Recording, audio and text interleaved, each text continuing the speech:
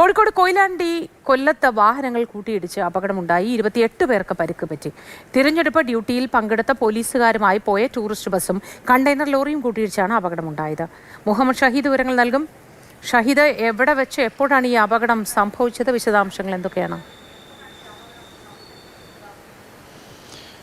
മോത്തി പുലർച്ചെ 12:30യോടുകൂടിയാണ് അപകടമുണ്ടായത്. കൊയിലാണ്ടി കൊല്ലത്ത് വെച്ചാണ്. ഈ കണ്ണൂർ ഭാഗത്ത് ഈ തെരഞ്ഞെടുപ്പ് ഡ്യൂട്ടി കഴിഞ്ഞ് മലപ്പുറം MSP ക്യാമ്പിലേക്ക് മടങ്ങുകയായിരുന്ന പോലീസുകാർ സഞ്ചരിച്ചതാണ് ഈ ടൂറിസ്റ്റ് ബസ്. ആ ബസ്സും കണ്ടെയ്നർ ലോറിയുമാണ് തമ്മിലാണ് കൂട്ടിയിടിച്ചത്.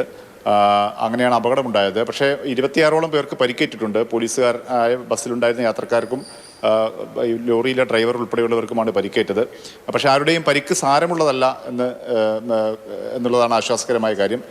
ആശുപത്രിയിലേക്ക് പ്രവേശിപ്പിച്ചിട്ടുണ്ട്. ഇതിൽ ബസ് ഡ്രൈവർക്ക് അല്പം കാലിന് പരിക്കേറ്റിട്ടുണ്ട്. അതുമാത്രമാണ് അല്പം സാരമായ പരിക്കുള്ളത്. ബാക്കിയൊക്കെ എല്ലാവർക്കും നിസ്സാരമായ പരിക്കുകയേ ഉള്ളൂ എന്നുള്ളത് ആശ്വാസകരമായ കാര്യം.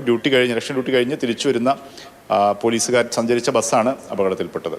മോത്തി, ശരി. മുഹമ്മദ് ഷഹീദാണ് വിവരങ്ങൾ നൽകിയത്.